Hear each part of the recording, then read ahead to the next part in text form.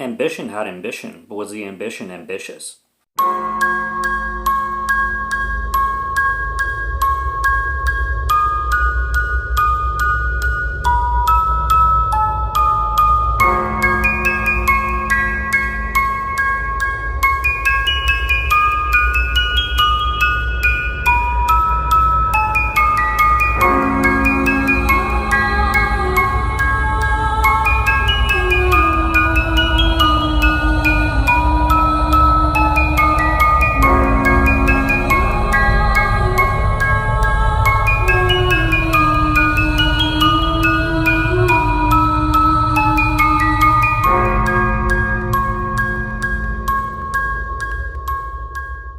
What's going on, guys? Welcome to 31 Days of Horror. I am Morgan Film Fan. Let's jump into some scares. Ambition came out in, I've got to check that one, 2006. And this is a British production, at least so it seems. Takes place in London, UK.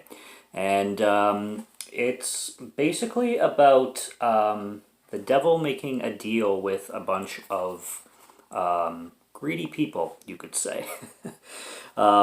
These people basically get trapped in a school by this guy named Julius, who pretty much ends up being the devil from what is said in the beginning. And the movie starts off, it opens up with a scene where this guy's tied to a chair, and this guy, Julius, is offering him some kind of like potion style drink, and gives him basically like, he starts saying like, you can't back out now, it'd be a shame to back out now, yada yada yada. And then he drinks this thing, and then it flashes forward to 10 years later. So we're at this school reunion, and this couple named Bruce and Stephanie are going to this reunion. I think it's for some kind of university or something like that. And they get there, and they meet some other people over there. They start to party, they start to have some drinks. And one guy that they meet named Kevin decides to go crash another school for reasons unknown, because they want to have some kind of adventure or something like that. And then you get this group of people. You've got Bruce and Stephanie, you've got Kevin and his wife or girlfriend Estelle, and then you've got Julius, who plays the devil. At least it's not really mentioned that he is, but it's kind of clear that he is, because he buys souls for he gives people stuff for their souls. So kind of put two and two together. And then you have this other guy named Sylvester. So all these people go to this school called Kensington School, and then they just decide to break in pretty much. Bruce is the one who's kind of like having the least of it, and he's very worried and doesn't want, to cause trouble and everything. But his wife is completely not fond of him. You can tell that his wife is not in love with him at all. This guy is acting very much beta, very much cuck-ish, and basically just is whipped by his wife kind of thing. And they go to the school, and then, like I said, they end up getting trapped in there. So the story basically is this guy offers dreams come true to people, like success and whatnot. And in trade, basically, they have 10 years to kill somebody. So they can kill anybody of their choice, but basically they have to offer a soul to Julius. And Julius, he's probably my favorite character in this film. He's a magician style kind of guy. He's very, very good at chess. He's very like charismatic, very tall, got like a pointy beard, and very like not soft spoken, but well spoken, like very articulate. He's a very articulate person. He's very like has a charming personality, kind of a trickery kind of vibe going on with him.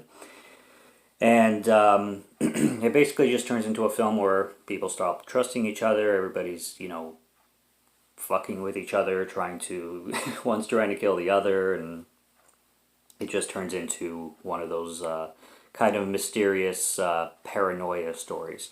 This is one hell of an extremely low budget film. Surprisingly, when I went to look it up on Letterboxd, myself and one other person reviewed it. That's it. Only 2 reviews for this whole film on Letterboxd. It's crazy. And we both gave it 1 out of 5. So this film on Letterboxd only has 2 reviews, and they're both 1 out of 5.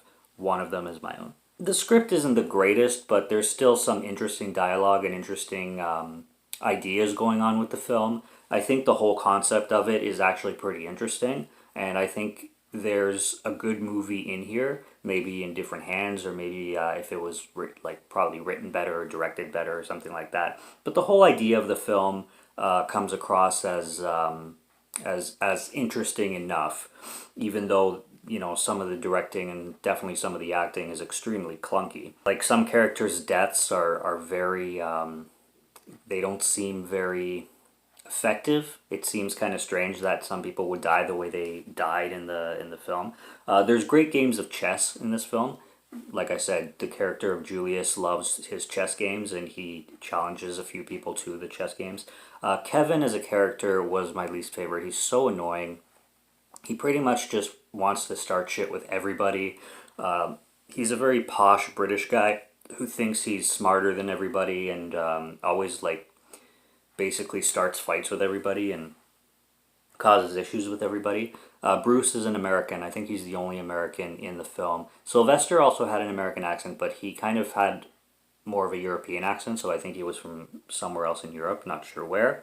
But he has this thing going on with Estelle as well, where they start a fling, and even though like it's so weird because he tries to kill her at first, and then she reverses it on him and like basically strangles him, and then literally like 5 minutes later he wants to protect her and like do anything for her, and basically like crazy for her, and they start fucking, and it's really really friggin' weird. The ending is strange to say the least. A lot of things in this film are extremely strange. I think the idea is there, but I think its execution is not the most intelligent and the most well processed. I don't think.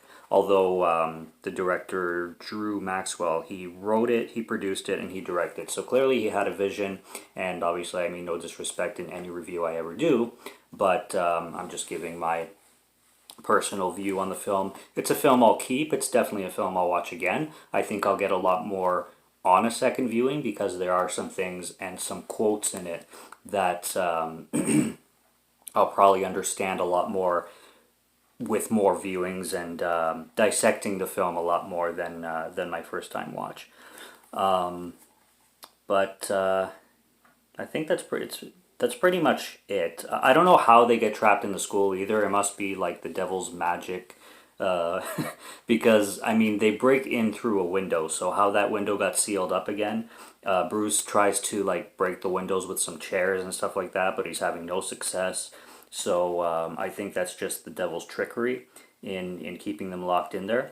The picture is ridiculously grainy. I don't know if that was an artistic choice, or if it was just the equipment and the time that this came out and the low budget that this film had, because the film quality and the film picture is extremely grainy. And then Stephanie as a character as well was extremely annoying, especially in the climax when you get kind of the confrontation between her and Bruce.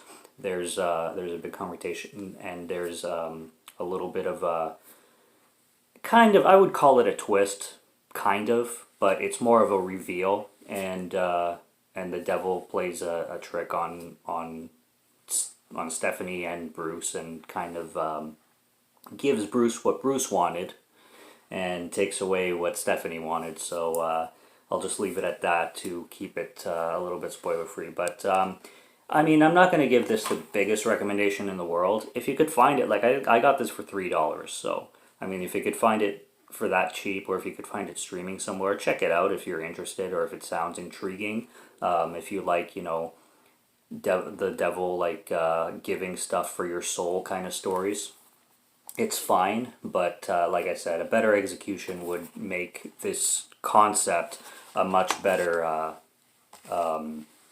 experience, in my opinion. So it's just all right. I'll keep it. I'll watch it again. Like I said, maybe the score will go up on my second viewing. We will just have to see. Subscribe to Morgan Film Fan if you'd like to listen to my voice, or if you like my film reviews. I'll be back with more soon. Stay tuned for that. Check out what's on the channel already.